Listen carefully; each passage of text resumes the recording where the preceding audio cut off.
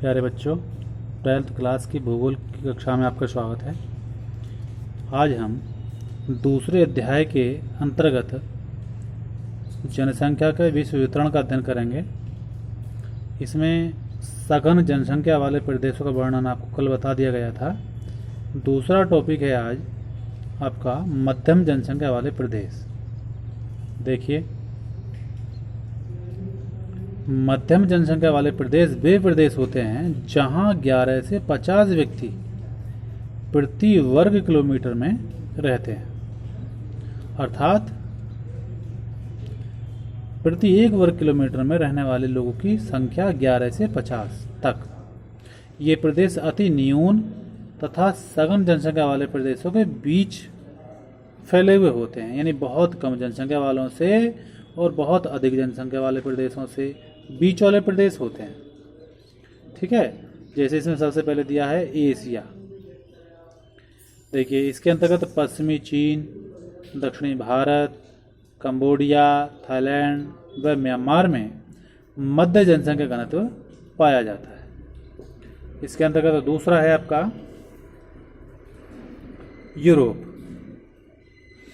देखिए, यूरोप में उत्तरी यूरोप में नार्वे जिसे मध्य रात्रि का देश भी कहते हैं, Sweden, Denmark, Estonia, Latvia, Lithuania, Baltic गणराज्य तथा रूस के उत्तरी पश्चिमी भाग। ये सभी ऐसे भाग हैं जो मध्यम जनसंख्या वाले प्रदेशों में आते हैं। तीसरा है आपका संयुक्त राज्य अमेरिका।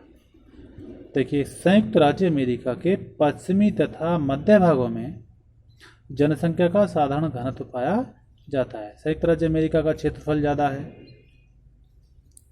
और क्षेत्रफल की दृष्टि से अगर देखा जाए तो अनुपात बहुत ज़्यादा कम है। इसीलिए ये मध्यम जनसंख्या वाले प्रदेशों में इसको गिना जाता है। कुछ ही क्षेत्र ऐसे हैं तटवर्ती जहाँ जनसंख्या का थोड़ा बसाव ज़्यादा है, अन्यथा अधिकांशतः जो भाग है वो मध्यम जनसंख्या वाले प्रदेशों में ही आते हैं। एक है आपका दक्षिणी गोलार्ध। देखिए, दक्षिणी जो गोलार्ध हमारे पृथ्वी के जो दक्षिणी भाग है, दक्षिणी भाग के तीनों महाद्वीपों, अब इन तीनों महाद्वीपों में कौन कौन से आते हैं? एक तो अफ्रीका आता है, एक दक्षिणी अमेरिका आता है तथा ऑस्ट्रेलिया आता है। इन तीनों महाद्वीपों में जनसंख्या का मध्यम जनघनत्व पाया जाता है।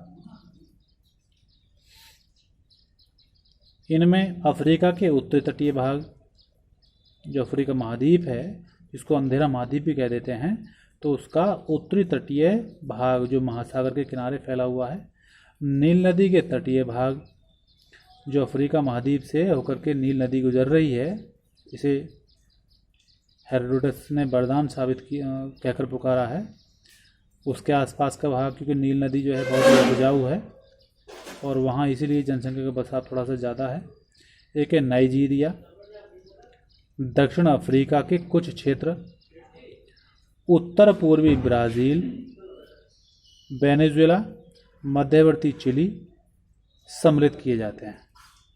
ये सभी ऐसे क्षेत्र हैं दक्षिणी गोलार्ध के अंतर्गत जिनमें मध्यम जनसंख्या का बसाव पाया जाता है, फैला हुआ है। एक है आगे ऑस्ट्रेलिया। ऑस्ट्रेलिया जो सबसे दक्षिण में है। देखिए, ऑस्ट्रेलिया के तटीय क्षेत्र जो हैं, अर्थात जो महासागरों से घिरा हुआ है ऑस्ट्रेलिया, उसके किनारे वाले तटीय क्षेत्र जो हैं, और इसके अलावा मरे और डार्लिंग नदियों का जो बेसिन है, उन नदियों के बेसिन में भी जनसंख्या का मध्यम जनघनत्व पाया जाता है। ऑस्ट्रेलिया की मरे और डार्लिंग दोनों ही नदी प्रसिद्ध हैं। जिस तरह से हमारे भारत की गंगा नदी, यमुना नदी, गोदावरी नदी, सतलज नदी प्रसिद्ध हैं और इनके आसपास के क्षेत्रों में बसाव ज़्यादातर पाया जाता है, ऐसे ही ऑस्ट्रेलिया में मरे और डार्लिंग यहाँ की प्रसिद्ध नदियों में गिनी जाती हैं और इनके आसपास के तलहटी क्षेत्रों में, निचले भागों में जनसंख्या का बसाव थोड़ा ज़्यादा है। इसलिए ये क्षेत्र मध्यम जनसंख्या घनत्व के अंतर्गत आ जाते हैं। तो इस तरह से बच्चों, आज मध्यम जनसंख्या वाले प्रदेशों का अध्ययन हमने आज किया है। आगे तीसरा बिंदु जो होगा वो आपको कल बताया जाएगा। धन्यवाद।